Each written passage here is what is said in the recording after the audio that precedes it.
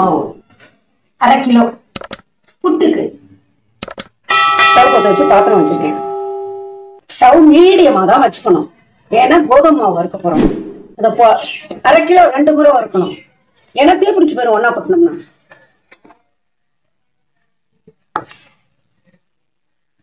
கால் kilo தான் வறுக்கணும். மீடியமா வச்சுக்கணும். தீ பிடிச்சி போயிடும், உப்பாயிடும்.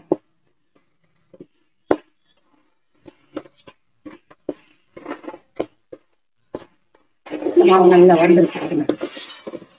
1/2 கிலோ மாவு இன்னொரு முறையும் சொல்றேன், 2 முறை வறுக்கணும். தீந்து வச்சுன்னு வச்சுக்கோங்க, புட்டோட டேஸ்டே கெட்டு போயிடும். இன்னொன்னு கலர் நல்லா இருக்காது, தீந்து போயிடும். இப்போ மாவு கம்மியாக ஸ்டவ் கம்மி வச்சுதான் வறுக்கணும். ஏன் சொல்றேன்னா தீஞ்சிருச்சுன்னா அந்த டேஸ்ட் இருக்காது. இன்னொன்னு சொல்றேன், மாவு போடும்போது பாத்திரத்துல இப்படி ஒட்டும் பாத்துக்கோங்க.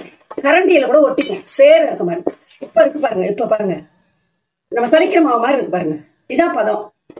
இப்படி கேஸும் கம்மியாதான் வச்சுக்கணும். லேட் ஆகும், இருந்தாலும் அப்படிதான் செய்யணுமே. புட்டுக்கு மாவு பண்ண போறேன்.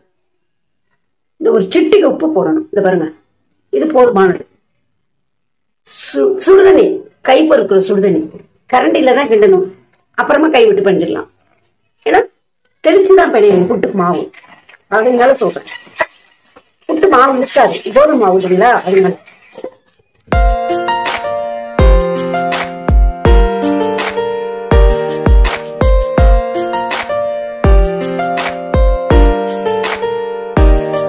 மாவு பண்ணிட்டு பாருங்க, இதான் பதம். தண்ணி தெளிச்சு பிணையணும். இன்னொரு தடவையும் சொல்றேன், கோதுமை மாவு இது வறுத்துருக்கேன் நல்லா. இருப்பினும் தண்ணி நிறைய பிடிக்காது. அரிசி மாவுனா அவிச்சு பண்ணுவோம், இல்ல வறுத்து பண்ணுவோம், அது கொஞ்சம் தண்ணி பிடிக்கும். இது அவடு இல்ல, தெளிச்சு கொஞ்சம் கொஞ்சமா ஒரு 2 தேக்கரண்டியா தெளிச்சு சூடு தண்ணி ஊத்துறோம். அப்ப கரண்டியில கிண்டிக்கணும். பிறகு ஓரளவு ஆறினதுக்கு அப்புறமா இது மாதிரி இதை பாருங்க, இதான் பதம். இப்ப வேக வைக்க போறேன். நல்ல வாசமா இருக்கு நம்ம வறுத்த மாவு. கோதுமை வறுத்துருக்கேன் இல்ல, அதான். இன்னொன்னு சொல்றேன், கோதுமை மாவுல நிறைய பண்டம் பண்ணலாம். நாளடைவுல உங்களுக்கு நிச்சயம் செய்து காமிக்கிறேன். தண்ணி அடுப்பத்தை வச்சு ஸ்டவ் பற்ற வச்சு இட்லி பானையில தண்ணி வச்சு சூடு பண்ணிருக்கேன். உங்க அளவுக்காக சொல்றேன். இந்த பாருங்க, 1/2 கிலோ மாவு. இந்த ஒரு சொம்பு தண்ணி வச்சீங்கன்னா போதுமானது. கீழ் தட்டு வைக்கிறேன் பாருங்க. துணி நல்லா அலசிடணும், புட்டு ஒட்டாம இருக்கும். அதுக்காக தான் இட்லி பானைக்கு போடுறோம் பாத்தீங்களா, அதே துணி தான். அலசிட்டு போடணும், ஈரம் பண்ணி போடணும். அதுக்காக தான் புட்டு ஒட்டாம இருக்கும். இப்ப மாவு கொட்டுறேன் பாத்துக்கோங்க. பாத்திரத்துல ஒட்டாம இப்படி இருக்கும். இப்படி 4 மணி நேரம் வேகணும். கேஸ் ஃபுல்லா வச்சுக்கலாம். இதை மூடுற பாத்துக்கிடுங்க. புட்டுக்கு தேங்காய் ஒரு மூடி போட்டுருக்கேன். ஒரு 4 ஏலக்காய் போடுறேன் வாசனைக்காக. புட்டு நல்லா வெந்துருச்சு பாருங்க. இதான் பதம். இப்படி நம்ம பிடிச்சோம்னா நம்ம கையில ஒட்டாம அதை விழுந்துருச்சு பாருங்க. இதான் பதம். இப்ப ஸ்டவ் ஆஃப் பண்ணிட்டேன். புட்டு பாத்திரத்தை எடுத்து இந்த மாவு பண்ணிய பாத்திரத்திலே போட்டுறேன். 1/2 கிலோ மாவு தானுங்களே, இப்படி துணியை பிடிச்சு எடுத்துடலாம்.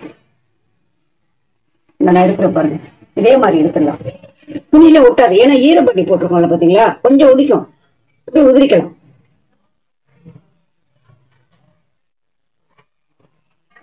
தேங்காய் ஒரு மூடி அரைச்சி வச்சிருக்க மிக்சியில அதை போட்டுருங்க.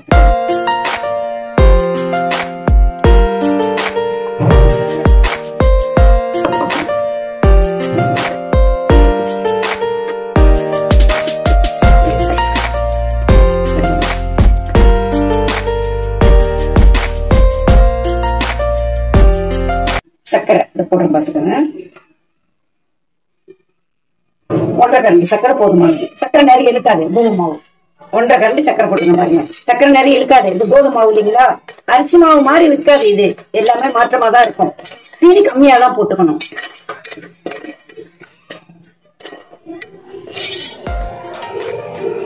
கோதுமை மாவு புட்டு ரெடியா இருக்கு. ஒண்ணு சக்கரை போட்டு வச்சிருக்கேன். சக்கரை சாப்பிடாதவங்க குழம்பு ஊற்றி சாப்பிட்டுக்கலாம். நம்ம வீட்டுல என்ன குழம்பு இருக்கோ அதை ஊற்றி சாப்பிட்டுக்கலாம். சக்கரை சாப்பிடாதவங்களுக்கு அதே எங்க வீட்டுல இருக்க சாம்பார் அதை காமிச்சிருக்கேன். சர்க்கரை போடுறவங்க சர்க்கரை போட்டு சாப்பிட்டுக்கலாம், சர்க்கரை போட்டு வாழைப்பழம் வச்சு சாப்பிட்டுக்கலாம், இது குழம்பு ஊற்றி சாப்பிட்டுக்கலாம். உங்க வீட்டை இது மாதிரி செய்து பார்த்து எனக்கு சொல்லுங்க.